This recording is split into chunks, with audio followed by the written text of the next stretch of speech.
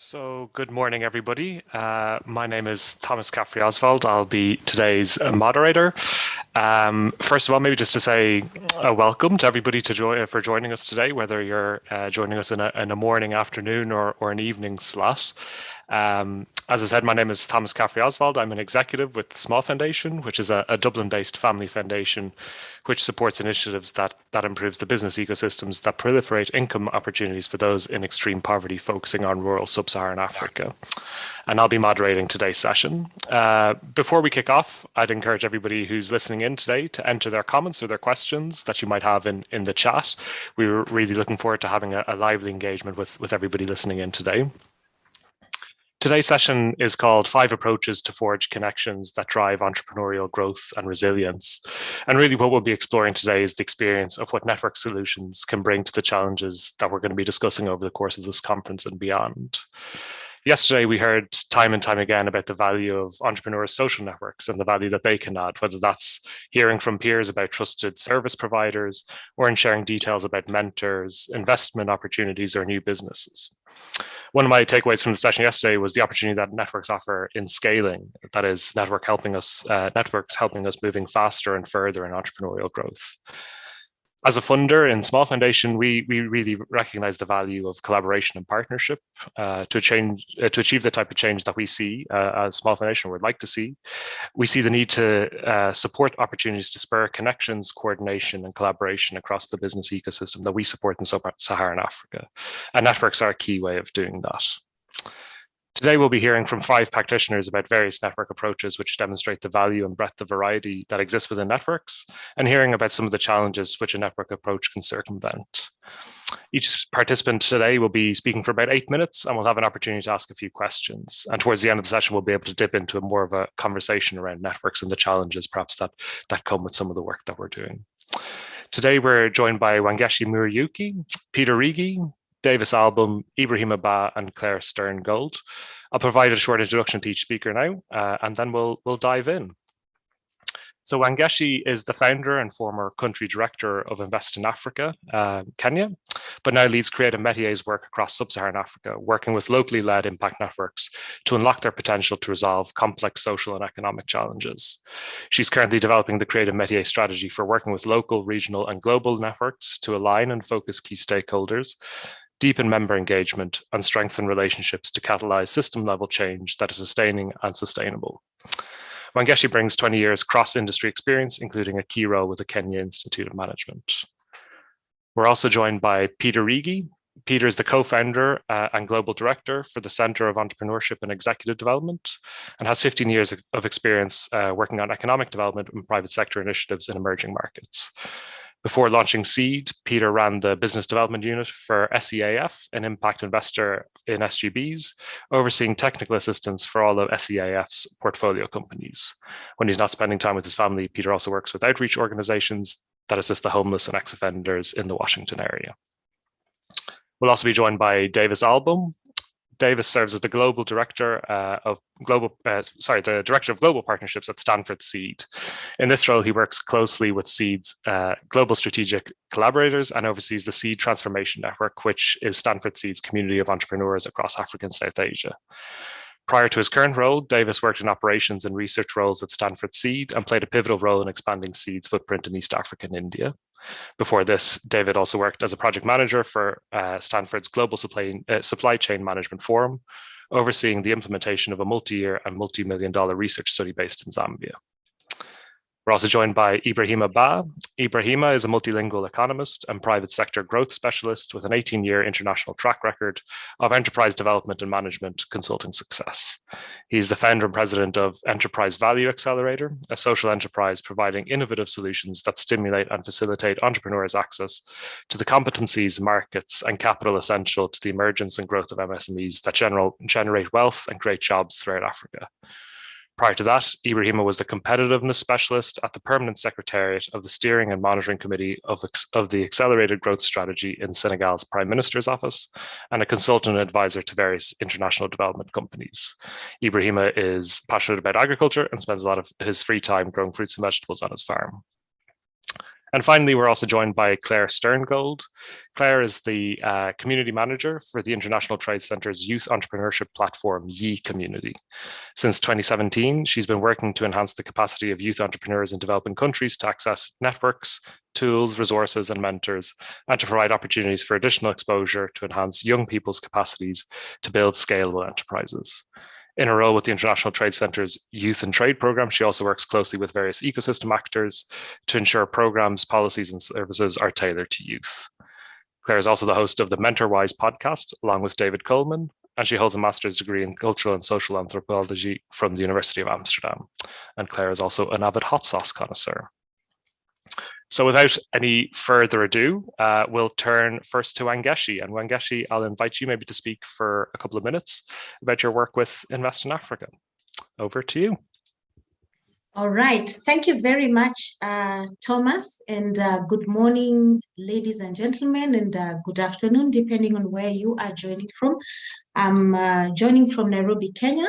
So as I have been introduced, I am the Africa Networks lead at Creative Métier, and we work with socially committed networks, leaders, and organizations to drive positive, inclusive, and locally led change. So I joined Creative Métier earlier this year in my former role as country manager of Invest in Africa, Kenya, and I'm here to share the story of their approach.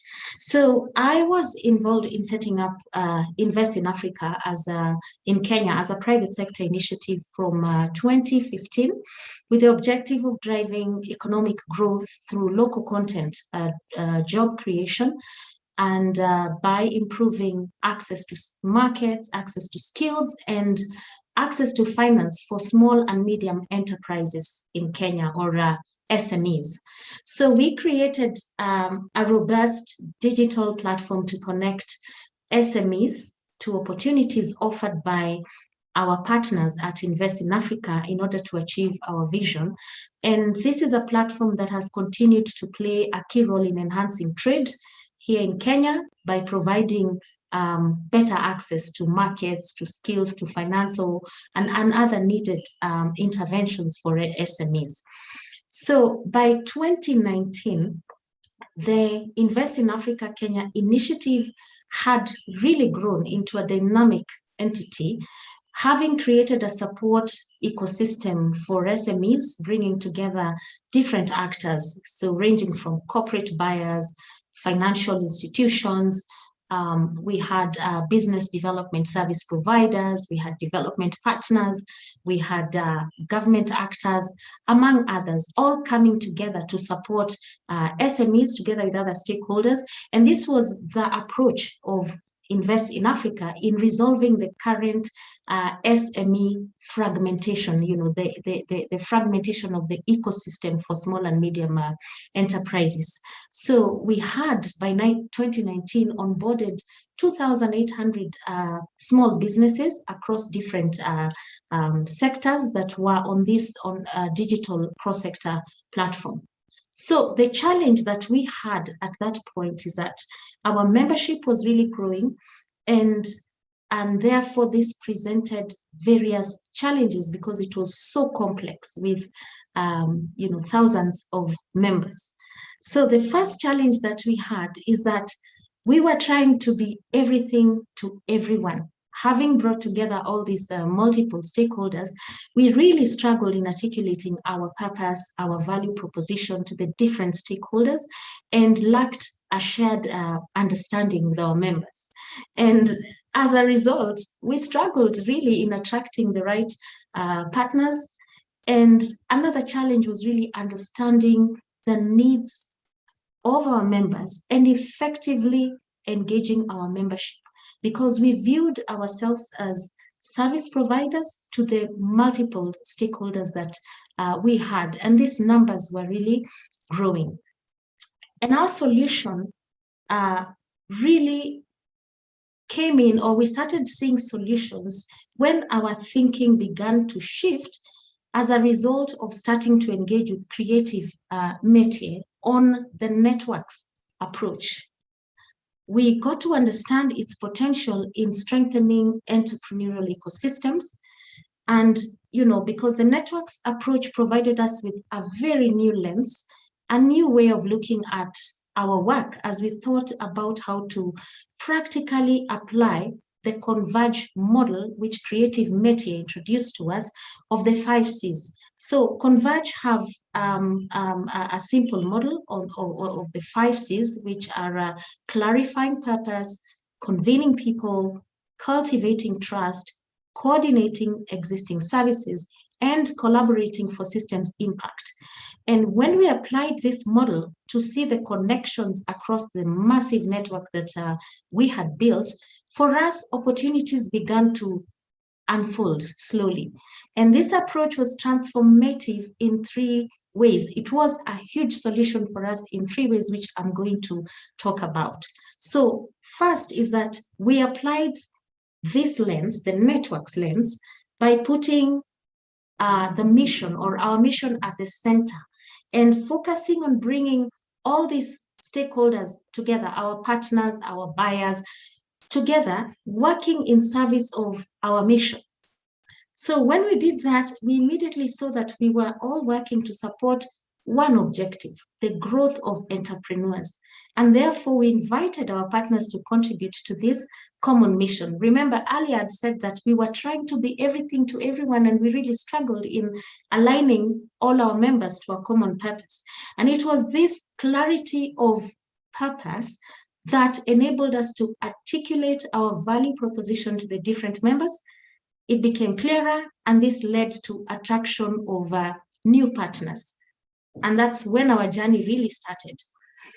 And then shifting our mindset, because there was a huge, mindset shift from inside out to an outside in perspective, further gave us clarity on the members that were more closely aligned to our mission, what their core strengths were, the needs and gaps that our platform had that we needed to close. And therefore, we became more purposeful and deliberate in convening the right members, bringing the right people onto the platform as we were building this ecosystem. And further, we realized the huge potential that we could achieve by focusing on building those relationships and cultivating trust. So, by deepening relationships and cultivating trust with just a few of our partners, transformed our way of working in very few months. And I would like to enumerate this with a very practical example of how understanding the strengths and needs of our members accelerated our impact. Now, one of our banking partners that we had been engaging on our ecosystem to offer financing to SMEs winning tenders on our platform had grant funding for learning facilitation for SMEs, which we were not aware about. And therefore, this members' need was a pool of convertible SMEs to deliver the learning facilitation. So we recognized how effectively and how efficiently we could actually achieve our mission by leveraging the synergies across our network. So IIA then, or Invest in Africa, had been engaging donors to fundraise, knocking doors for over 2 years to raise funds for learning facilitation for SMEs. But here we had our partner who had exactly what we needed. So we sat back and facilitated these connections by coordinating the activities and relationships from our network, and freed our time to focus on our core work. So in just a short time, we had 500 of our small and medium enterprises trained as we sat back. And therefore, we recognized the power of the networks approach as a pathway to resolving the challenges that we had and in accelerating our impact. And this is what paved Wangeshi, way. maybe just to look at one more minute or so. Thanks.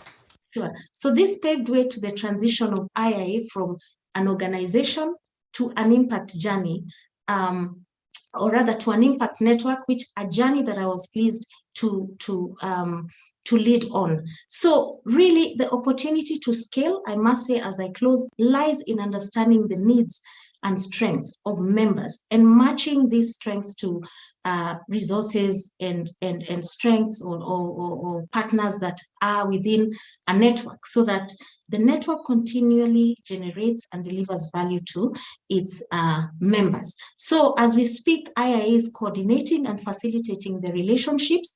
To date, there are 5,000 SMEs, about $6.5 million dollars of finance have been facilitated, and 3,500 SGPs facilitated in learning. So this approach does work, and impact networks can really play a key role in strengthening business ecosystems, and particularly now when SMEs really need to strengthen resilience. And it was this commitment that led me to join Creative Media, where we are working with 9 networks in East and West Africa in introducing the networks approach with support from Small Foundation. And we've been conducting action research on the networks approach and its adaptation. So thanks, thank you so much.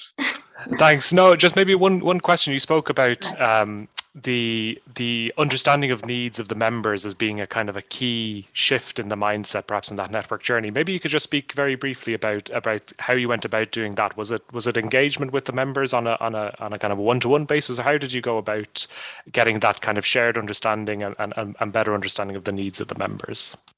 Thank you, Thomas. Yes, it was on focusing on deepening our relationships on a one-on-one basis, because we didn't have this, we had an inside-out perspective, but we began to engage them on a one-on-one basis to understand their world better, to understand what their strengths were.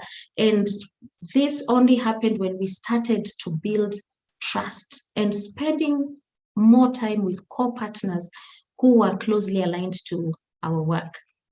Thanks. That's very insightful. Thank you, Angeshi, for sharing that. Peter, I might throw the ball to you and maybe ask you to share a little bit about your experience with Seed. Great. Thomas, thanks so much, and actually great to see you. Great to hear from you. I think I would kind of pick off where my colleague at Creative Métier left off. I think all of us here, and definitely at Seed, we work at the speed of trust, whether that is within the network of the entrepreneurs we work with, or even the colleagues or the organizations with whom we partner.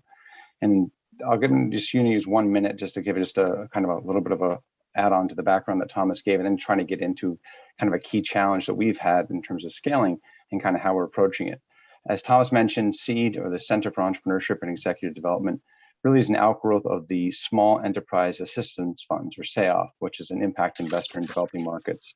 So I took that experience of working with portfolio companies and kind of developed it into a program for SEED, which was, take the best, leave the rest. Make it very much a program that would, allow people to get access to some of the knowledge they needed in a timely way, and be able to take action on it without necessarily having to go back to quote unquote school. Seed now, just as an idea, has been around for almost 15 years. So I'm starting to date myself here. But we're on three continents. We're in Eastern Europe, North and East Africa, and in South Asia. We have 15 active locations, and we've tried to take that model and replicate it in different parts of the world. Again, it's really built on kind of a trusted network of these kind of growth-oriented entrepreneurs that really want to grow as leaders. They want to build their companies, but they also have to share that value of trying to build their communities, because we really leverage the membership. We have a membership approach to actually help deliver some of the content that we have to offer. So it's just to make it really easy, we do something we call our all-in approach, which is probably similar to what a lot of the colleagues here have. It really has 4 pillars. It's networking, which is really kind of a curated network locally and then regionally and globally. A one-on-one connect, which can be with other members, with our staff, but often with more experienced entrepreneur or mentor. Peer learning is kind of the base. That's kind of where they get in and kind of build those social relationships that you were talking about, Thomas. And from our point of view, oftentimes that's where knowledge comes alive. They go from decision to action because they're incentivized by seeing other people do it. And then obviously training. You need to have some targeted content training. But in our case, we really want to make sure that it's demand driven, that it's really coming from their need at that particular point in time. And so we use a life cycle approach to how we deliver content. And just to give a last thing that we serve about 2,000 entrepreneurs annually. Of that, 48% of those are women-led companies. And we've done, God, almost 65,000 since inception. That includes some projects. And it's really focused on us. For us, we focus on, the business revenue growth of the companies, the idea that they can increase jobs. That's a really key metric for us.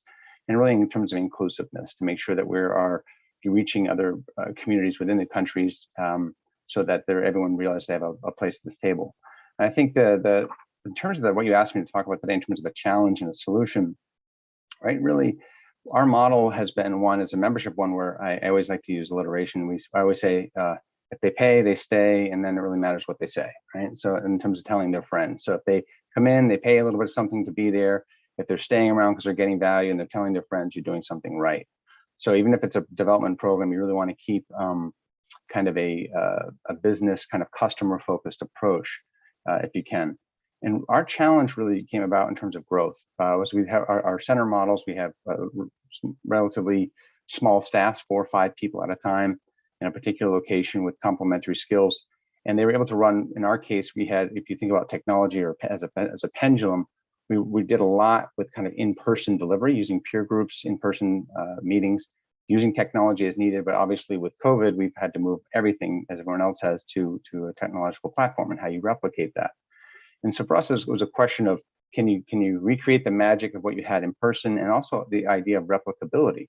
Because there's a certain cost to do all these things. How much startup money do you need to be in a location? And oftentimes we were at the whim of a donor or a group about where, when they had a need and where they wanted to be. And oftentimes for ourselves, we're also saying, well, maybe we want to be in another city or in a particular country. Maybe that's important to us, to our network. Maybe we want to be in the country next door. That's not a country that is as on the hot list, let's say, for a donor or supporter. How do we do that? Do we have another way of entry? And so we had to think about how to get into these kind of key markets, whether it's the same one, like a tier 2 city, I said, or next door market.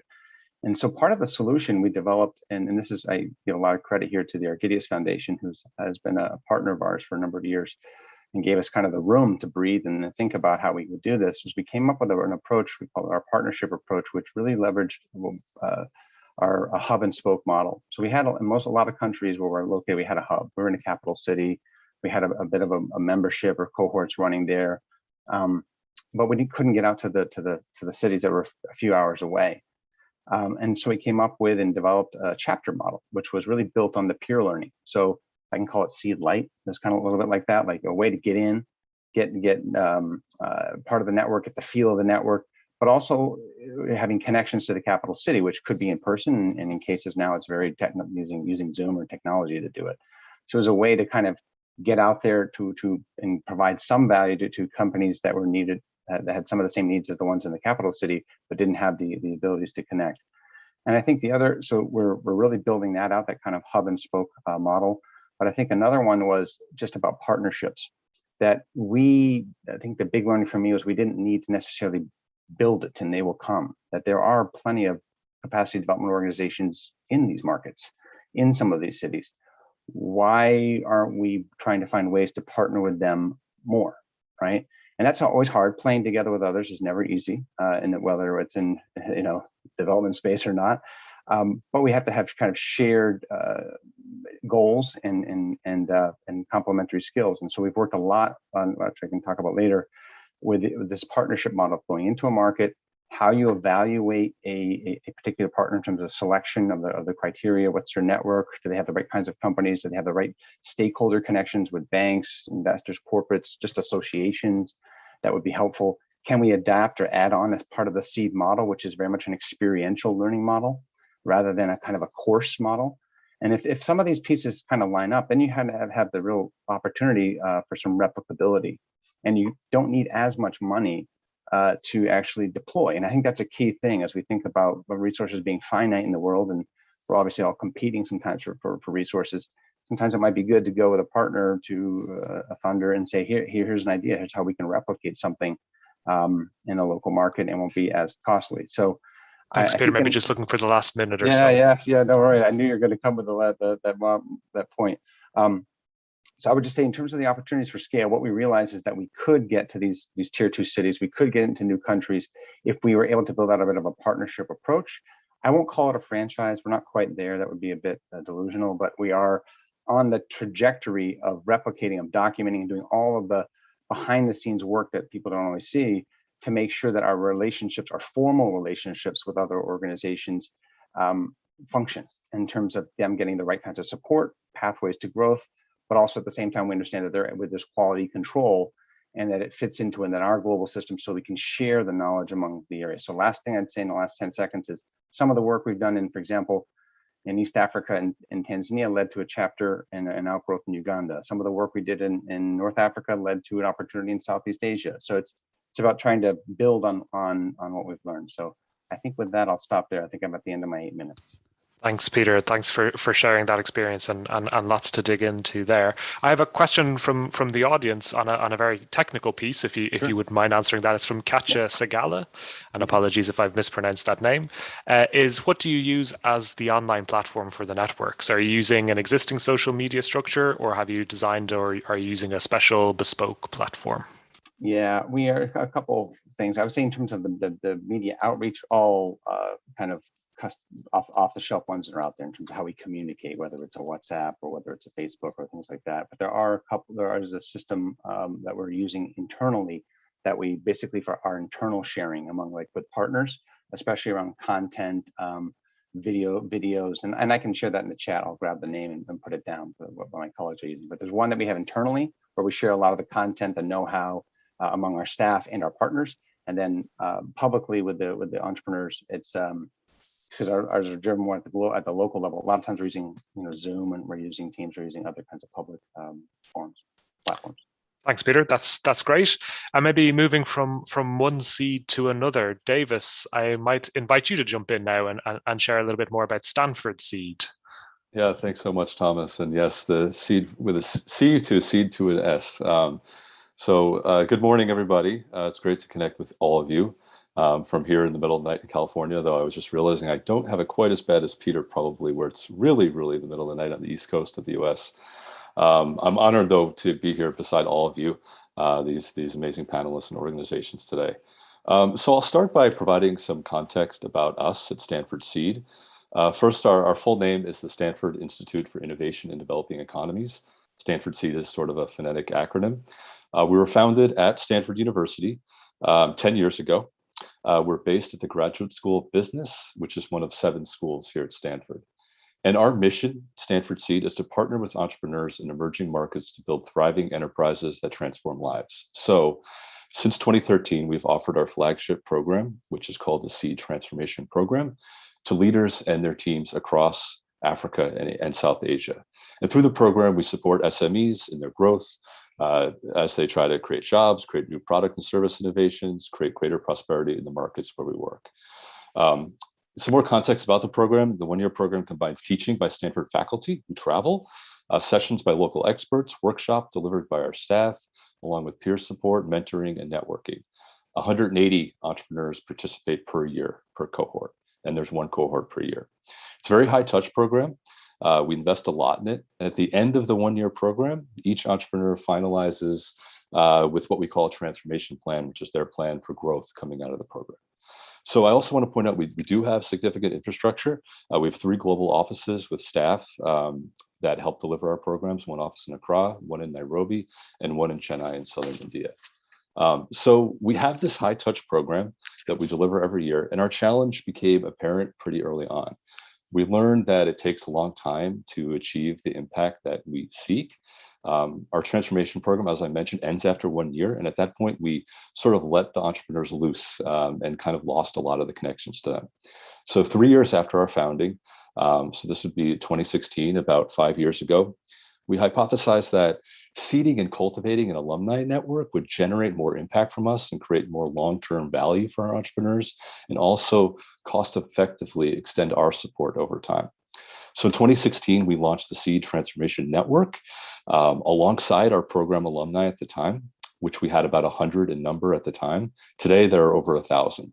On day 1, we held leadership elections. We worked with our alumni to create locally run alumni chapters, so similar to what Peter mentioned, in several countries. And we supported them to sort of build autonomy and ownership of this network over time. And today, there are 9 chapters spanning 27 countries.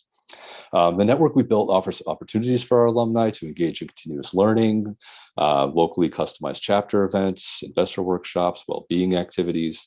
We have 3 dedicated staff who support the network, but mostly it's run by thousands of volunteer hours per year by our elected leadership. And today there's an incredible amount of energy and synergy, which generates a ton of resources that help our entrepreneurs continue their transformation journey, as we call it.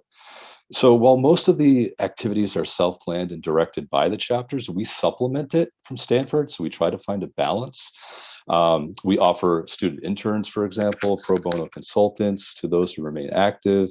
We host global gatherings in person. We held one in Nairobi in 2016 for our entire network, and over 50% of our entrepreneur network attended that in-person event. The last word about structure, like Wangeshi and like Peter, we have a closed online networking platform where our program alumni can connect and offer support to each other, especially when they're expanding, entering new markets, looking for suppliers. For example, last week, a Ghanaian entrepreneur posted that he was seeking to expand his services into Kenya and was looking for a consultant to help him establish his presence. So several seed firms in Kenya connected with him and offered support that way.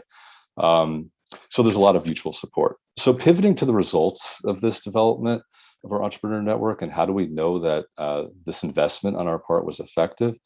So the thing that we've been looking at is the last 2 years, right? COVID-19 provided the ultimate stress test for us. We were unsure how they'd respond, especially in such sensitive markets. Would chapters continue to support each other during such upheaval?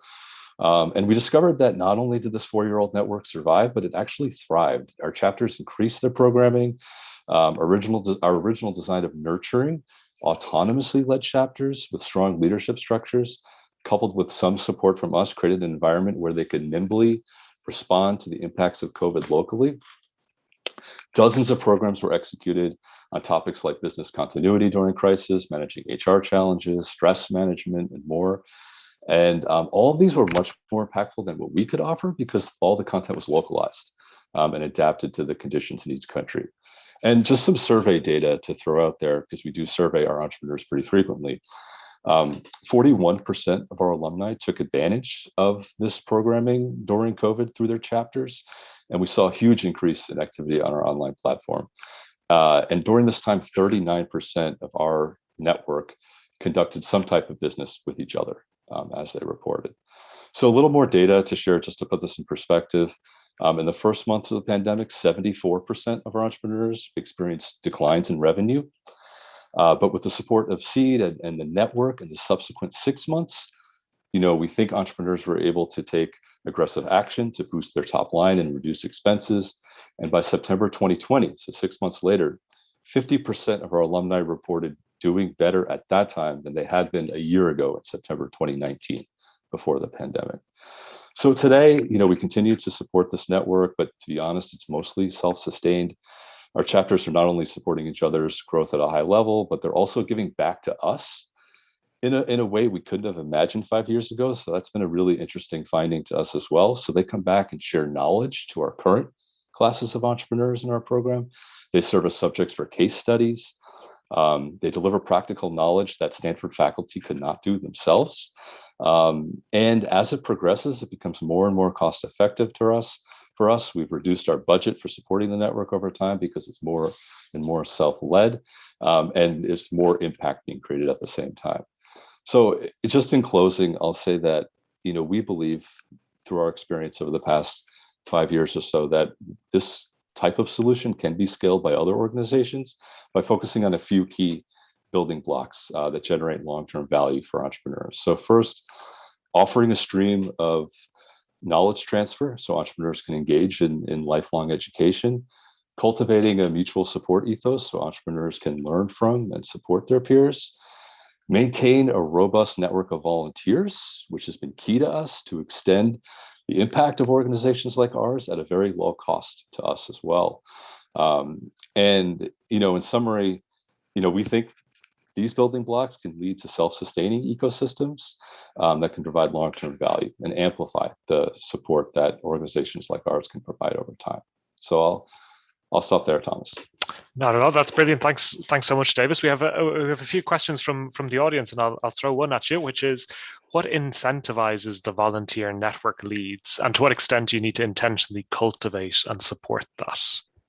That's a great question. I think what incentivizes them is they see by sharing. I mean, we've all heard, we hear this a lot at Seed, that being an entrepreneur, leading an SME, at least in sub-Saharan Africa and India, can be a very lonely journey, right?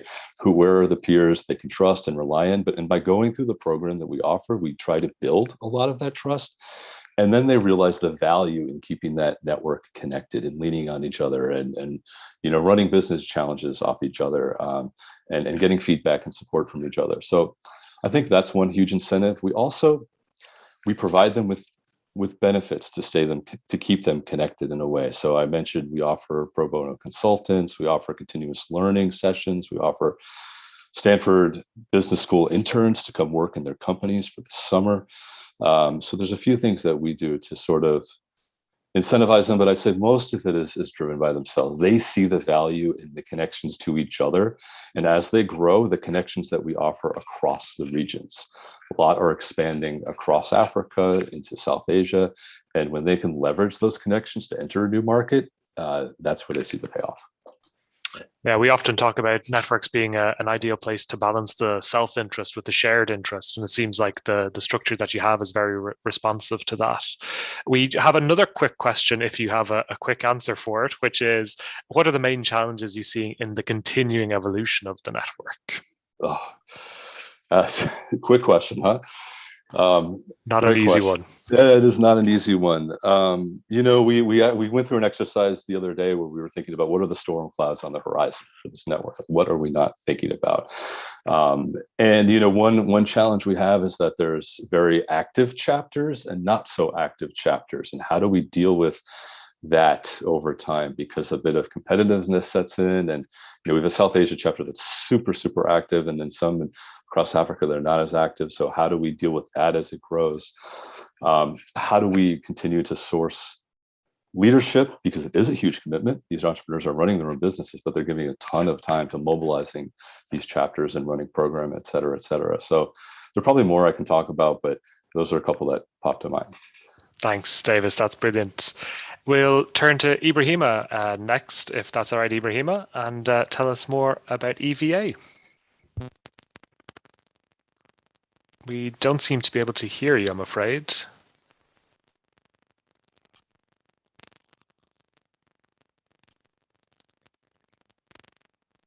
Still nothing, I'm afraid.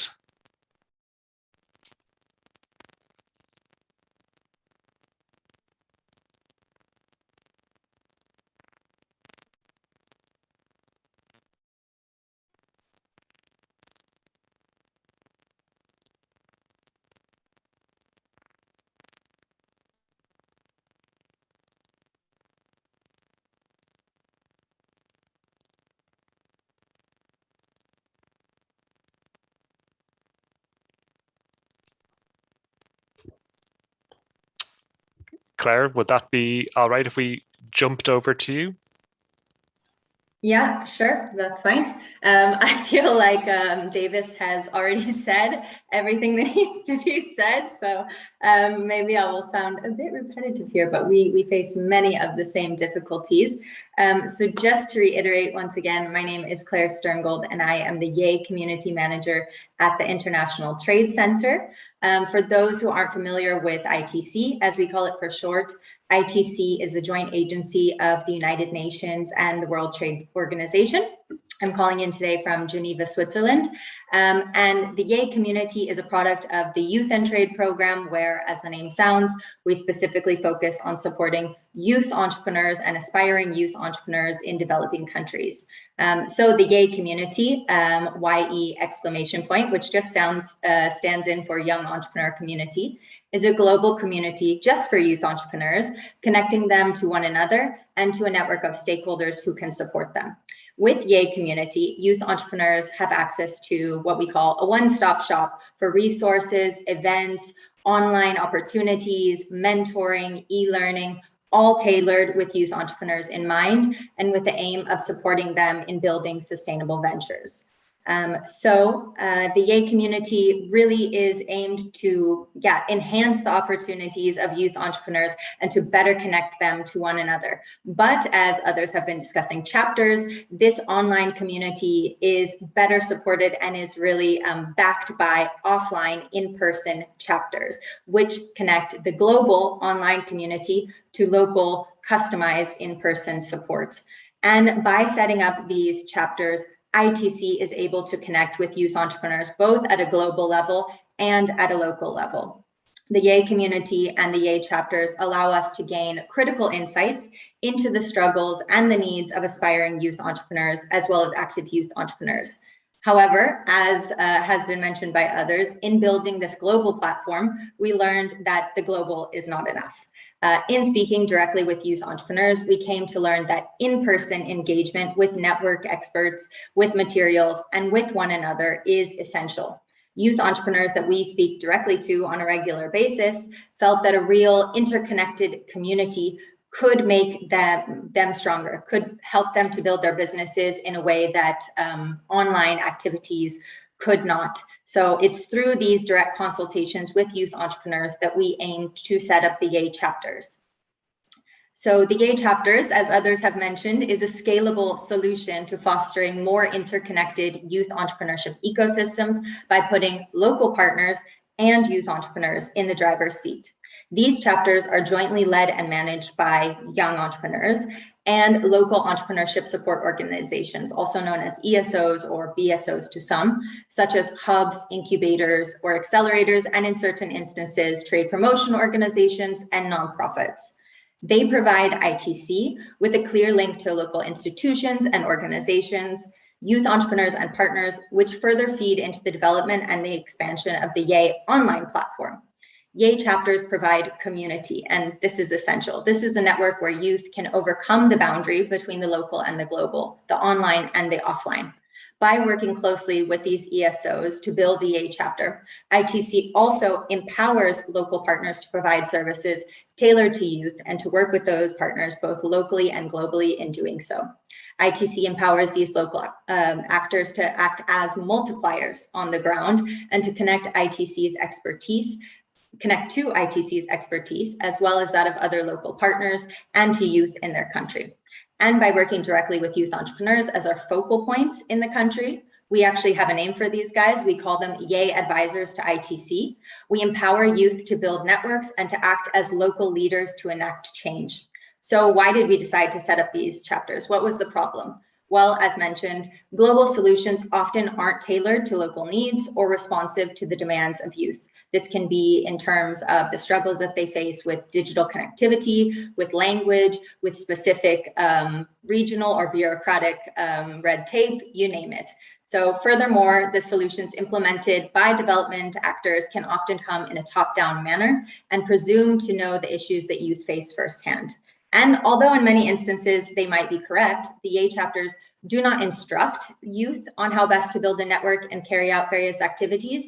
Instead, they invite youth entrepreneurs to lead the chapters, identify a suitable local partner, the Yay anchor as we call it, and to jointly establish a plan of action with that partner. This means that the activities of the chapters are directly tailored to the needs of youth entrepreneurs on the ground. So without this globalization, as we call it, global solutions adapted and delivered locally, a term we have now apparently coined, support for youth entrepreneurs is not inclusive. This uneven access exacerbates the digital divide in many instances. Local ecosystems of support are therefore underused, and the opportunities for profiling locally derived solutions and local champions are missed. Additionally, youth often lack access to networks that seasoned entrepreneurs may have cultivated, and this can be a key determinant of them being able to tap into networks where they can seek mentors and additional support. So our goal in establishing Yay chapters and building the online platform to support in-person communities is to build entrepreneurship ecosystems that not only provide direct support to youth in terms of capacity building and technical skills, which also enhance the sense of community and foster interconnectivity. When it comes to creating resiliency for both small businesses and startups, as well as for ecosystems as a whole, we know that interconnectivity is key. When various ecosystem players are speaking to one another, when youth entrepreneurs are better connected, when various development partners know that the YAY chapter can serve as an entry point into connecting with the ecosystem at large, the whole system functions more seamlessly. YAY chapters, therefore, are a critical bridge between the YAY online community and these offline in-person networks. When establishing YAY chapters, our target audience is really, of course, the youth entrepreneurs, both existing and future, as well as these ESOs, entrepreneur support organizations. Youth entrepreneurs benefit when the ecosystem that supports them functions well, and where entrepreneurship support organizations provide quality content that supports their ambitions. When youth entrepreneurs have a local chapter in their country, not only can they tap into the services of that local anchor that supports the chapter, they can also tap into the support of other ecosystem actors. Via the YAY chapters, ESOs also benefit. ESOs can gain access to resources, capital, and data that improve their service offering to youth.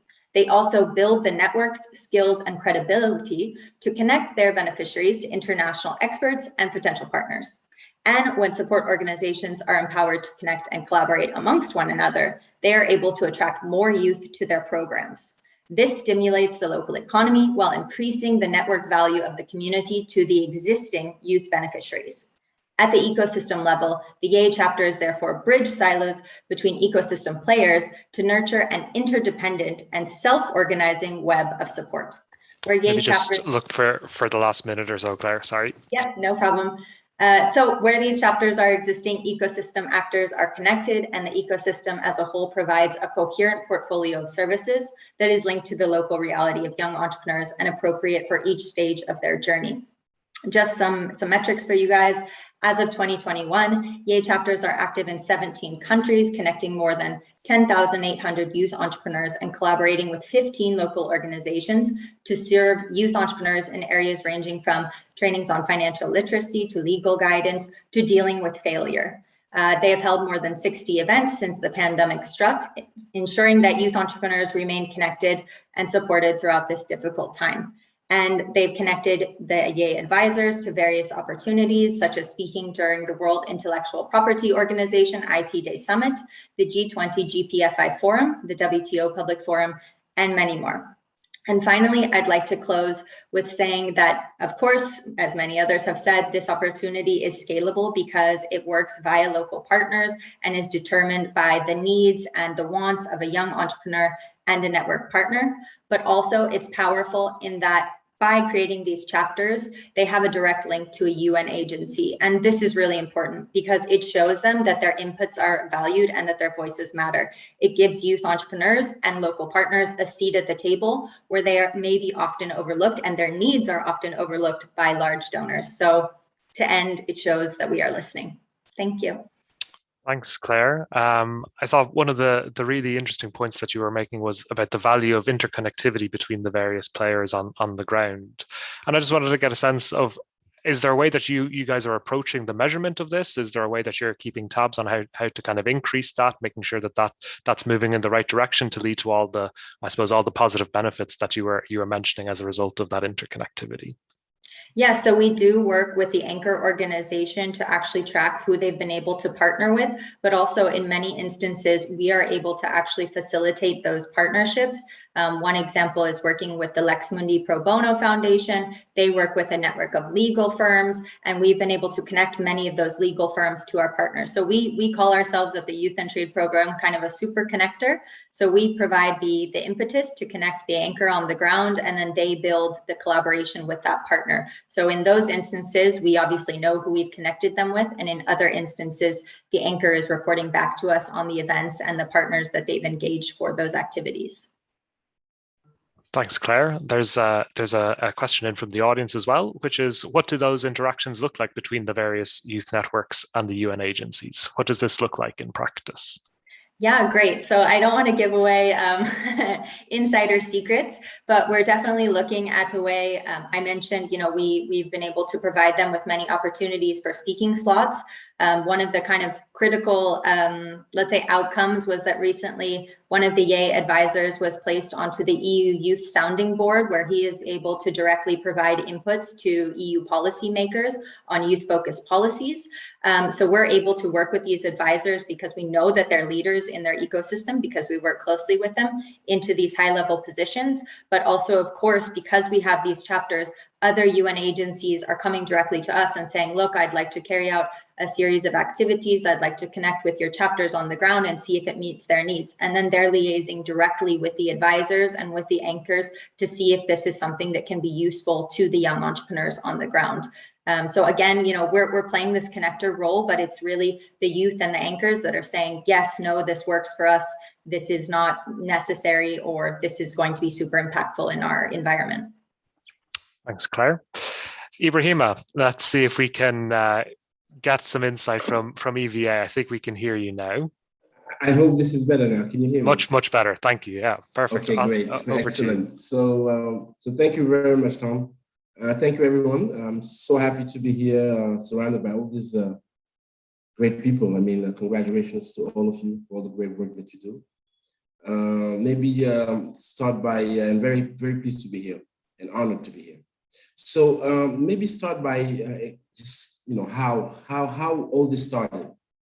Back in 2013, before we started our activities, I went around and took some time to meet other entrepreneur support organizations, SME support organizations, looked around and what was being done, just to get a better understanding of what worked and what I thought was missing. And I realized that, yes, we had, at the time, we had many entrepreneur support organizations. A lot of them really focused on providing training, very classical sort of training, capacity building training. And that was the main focus. And I realized that, okay, getting the right competencies, the right skills is good, but not sufficient to successfully start and grow a business. Besides getting the right competencies and the right skills, you need to know the right people and get to be known by the right people. You need a moral support system around you. And you need inspiration and motivation. So when we saw that as being missing, it was important for us to figure a way to provide those connections, those attitudes that needed spirit, mentality to start and grow a successful business. So we started by setting up a network, a small nucleus of entrepreneurs that we thought shared our values, respect, integrity, professionalism, creativity, who had a vision of where they wanted to be in the next few years, who were ambitious, motivated, perseverant, who knew their market, and who had the humility needed to be supported. So once we found them, we worked together in determining today, okay, we had this co-creation working group that we had set up to develop a program to support entrepreneurs in their growth. So in this co-creation group, entrepreneurs themselves, we decided on, what would be the right sort of, I don't want to say curriculum, sort of path, sort of support services that would be relevant and useful to them and to their peers. And a few things came out of that. A few things was, entrepreneurs were extremely lonely, that they needed to have a place where they could share their fears, their challenges, their difficulties, their successes. that, you know, they needed access to the right people to get financing, to get access to markets. Yes, it's still that way in business. It's not the most competent person that succeeds.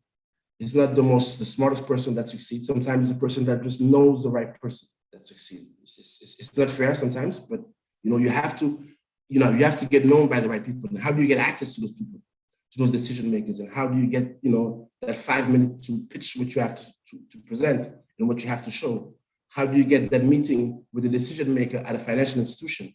How do you, you know, so it's about facilitating also that access to those people. Another thing that we saw was, you know, we had all these students, all these great universities, all these great schools of business, private schools, who were there and who were doing, you know, teaching, having a lot of case studies on IBM, Google, all these great foreign companies, but not much about our real companies and our realities of our economies.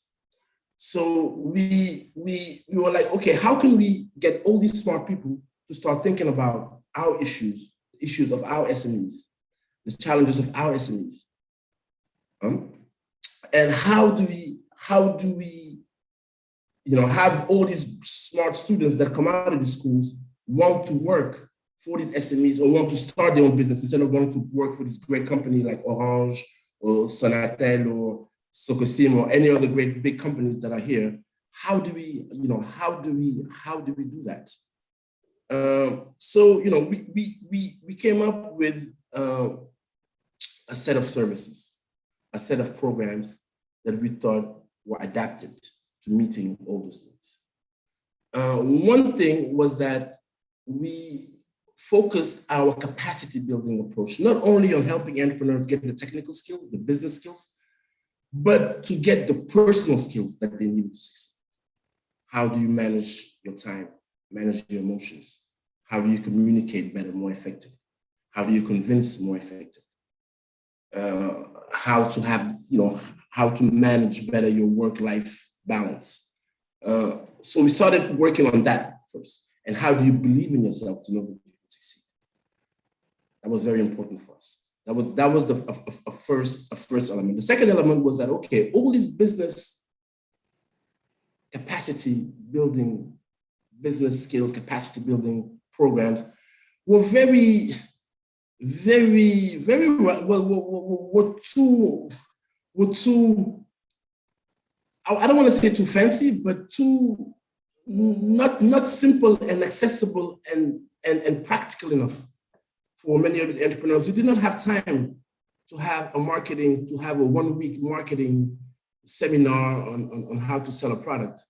They needed more practical answers, more practical tools, more practical solutions to what they needed.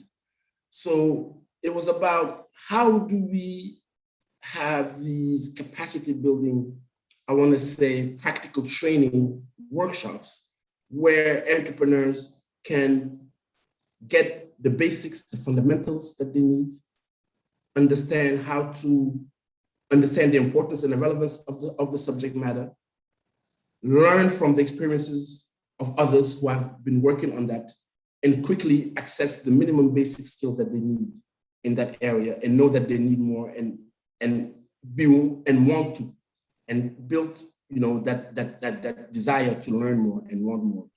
Ibrahim, maybe just moving into the last minute now, please. Yeah, sorry, I'm being too long. But I just wanted to come back to explain how we went about. So, you know, during these last years, we really worked on, you know, building this network. It grew from 25 entrepreneurs to about 300 entrepreneurs. We supported about 1,000 entrepreneurs through this system. We helped create about 30 million euros cumulative growth of their revenues, 30 million euros. I'm talking about the network of about 228 entrepreneurs. We helped them get 5 million euros in financing, creating 500 direct permanent jobs, and about 1,000 temporary jobs. And now we are looking at how to grow this, how to scale this. And to scale this and grow this, we are working on, the COVID-19 crisis gave us a great opportunity. to actually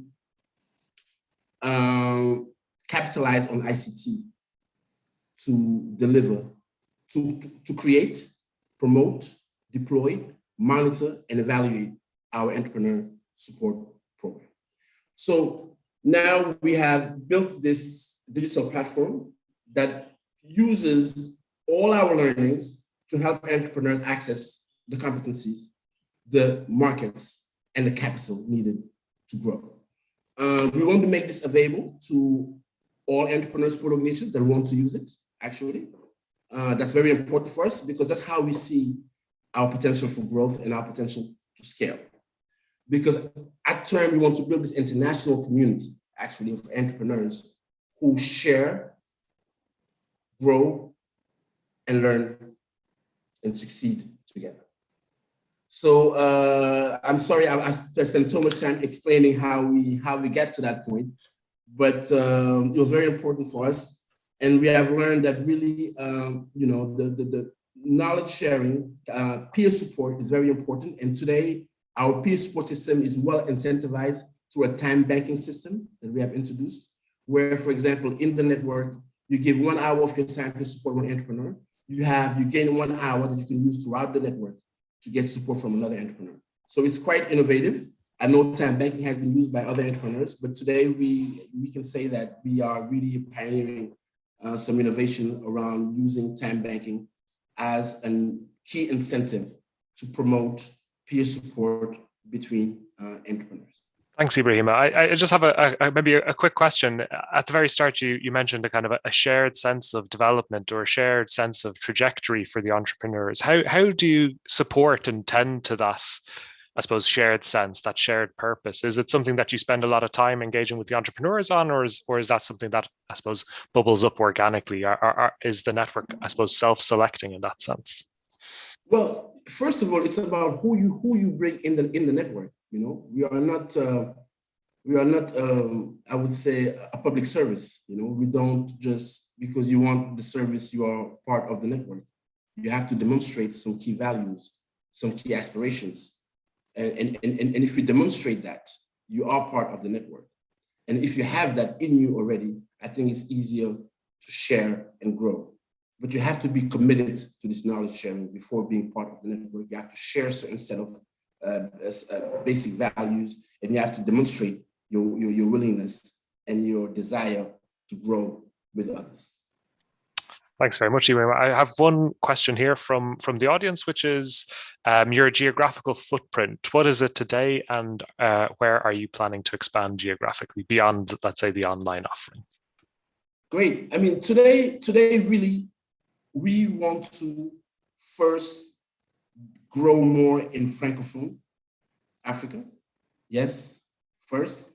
We want to then grow in Anglophone Africa. We want to grow with, and when I say Francophone and Anglophone Africa, we are open to all entrepreneurs from all different nationalities, all different backgrounds, but who operate in those geographic areas, right? We then want to grow in Anglophone Africa. It is important. We believe that our national markets in Africa are very small. The opening, the integrated Africa Free Trade Zone offers tremendous opportunities, we believe, for enterprises in Africa to grow through the access to markets in Africa. So that's our primary geographic focus. We are also open to entrepreneurs who are in other countries who want to do business with Africa, really. So at first, yes, we are focused on entrepreneurs who are based in Francophone Africa. In about a year, we would even maybe sooner, because we are in talks with different countries in Anglophone Africa. And then open, and even it could be even simultaneously based on opportunities, what really happens on opportunities. Also work on entrepreneurs in other continents, in other continents outside of Africa. But as long as, you know, our entrepreneurs who share our common values and the key characteristics that I've described. Thanks, Ibrahima. Now we have about 15 minutes or so left for some questions and comments, and there's a few coming in from the audience. But before we turn to them, maybe I just thought I'd open it up to the panel to see if there's any questions that the panel themselves wanted to ask of each other that perhaps they didn't get to kind of respond to or put in the first bit. So maybe I'll just throw it open quickly. I see Davis, you've come off mute. Maybe I'll throw it over to you. Thanks, Thomas. No, one of the themes I keep hearing about is, everyone is using some type of online platform, right, to sort of mobilize and create synergy among these networks. We use one, of course, but I'm just curious if any of you have any best practices for engagement to share. We've seen peaks and valleys in engagement. We often hear that adding another platform can be challenging for people, and so much happens on WhatsApp, right? So just curious if any of you have any sort of best practices or experiences in boosting engagement over time on these online platforms. A dedicated community manager, so whose job it is to foster engagement. Well, okay, so we have obviously the online platform, and this is part of my role, but I think it's something that I see taken for granted quite often, is how difficult it is to keep these online communities alive. I think in many instances, a lot of development partners think that they can set up a community and it will run itself. And that is certainly not the case. And I mean, if that were the case, then Facebook would not be, $1 billion business. So yeah, I think that having someone whose job it is to actually attend to that community, to foster linkages, to tag members, to say, hey, so-and-so, this opportunity might be great for you, whose job is purely just to curate that community. I would say that's a best practice that we've seen. And that could even be, more than one person per region, because maybe that person, if they're located in that region, they know more about what's happening there. So as you mentioned, you have a community in India, maybe you have a specified community manager for the India group, and etc. So that would be my takeaway there. Anybody else want to jump in on that one? If not, I have a quick follow-up from the audience on that, which is actually directed. Maybe just go for it, Jeff. Just say, I was going to say that there has to be new things all the time. Yeah. People go to a platform because they want something new.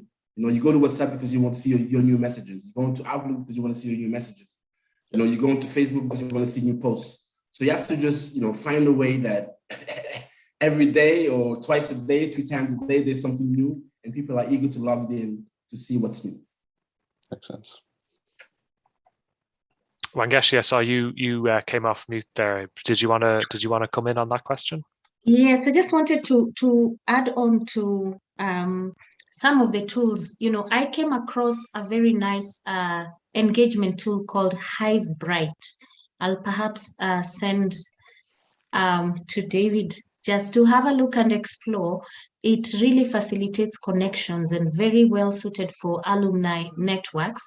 But, there's always a caveat. You will still need an engagement manager behind the scenes to drive that, but it has very good features dedicated to networking and specifically, just connections, alumni, and all that, and functions just like Facebook or Instagram, others. Thank you. Right. Okay. Yeah. Thanks, Wangeshi. And maybe just to follow up on that question from the audience, there was a question brought up earlier, I think just after Davis, you had spoken, which was how much of an internal resource capacity do you have, or do you need to set up to manage the networks or the chapters that you have? And is there a feeling of, is this enough? What could you do more? How could you kind of add those services further if needed? And I suppose that was directed both to Peter and to Davis. Go ahead, Peter. Yeah, thanks, Davis. Yeah, I think you had the right question. I'm definitely going to be checking out Hivebright, Claire and Wangeshi. I think one thing I always come back to if you think about how you manage this, I think one of the things you have to think about too is the segmentation. We didn't really talk about that. Depending upon the demographic, their age, and what level of business, their engagement online, and what you can do online changes. And I tend to work, I hate to use the word older, but at least a demographic that tends to be a little more developed in terms of their businesses. So in terms of the online engagement, it tends to be very tactical, right? Certain period of time, certain types of knowledge that they really want themselves or their team members that they want to get, and then how to kind of curate it with some kind of more of a hybrid approach, even in the pandemic, that can really work for them. I would just say two things in terms of how to manage it. One is Claire's absolutely right about a dedicated manager that you have to have for the community. Online, I would say even in person, like one of the things we've always had in every one of our locations is someone who's dedicated to that community to really understand those needs. They might use, in East Africa, we probably use WhatsApp more than anything else, but you have to have someone who still is kind of managing that flow of the conversation, assessing the needs, because then it helps you inform you about what kinds of other maybe in-person things you're going to do. And I'll just give you an example. I always do well with examples. One of the things that we found out during the pandemic is that our membership had the behaviors had changed, even if we didn't think that they had changed, right? Meaning that even though people kept saying we want things in person, right? Couldn't necessarily do that. But then when things could open up in certain markets or in person, all of a sudden we started dealing with sometimes no-shows. People would say yes, and they wouldn't show up. The traffic, this, that, and the other. And then we realized that part of it was, our whole thing is about experiential learning too. We had to do at a local level what we had done at some global events. Like we had to basically create that more of a bespoke experience. What we got from the group and the community managers were, hey, can we do smaller groups of 10, sometimes 5, coffees of 5? Also, people don't want to be in big groups at this point with the pandemic, but they'll meet outside in groups of 5. And the discussion will be just about, Ngashi's issues or whatever challenge she might have. And the 4 of us will talk about her particular company that day. And then it might switch another day. So I would just, the main point I would say is there is an investment that's there. You have to kind of build that into your model, whether however you're funded to make sure that happens. But I think it's, for me and what we do, it's a mix of both. It's a hybrid. It's an online engagement and community manager, which I agree is critical. But in our case, a lot of that's happening at the local level too. So it's a mix of both.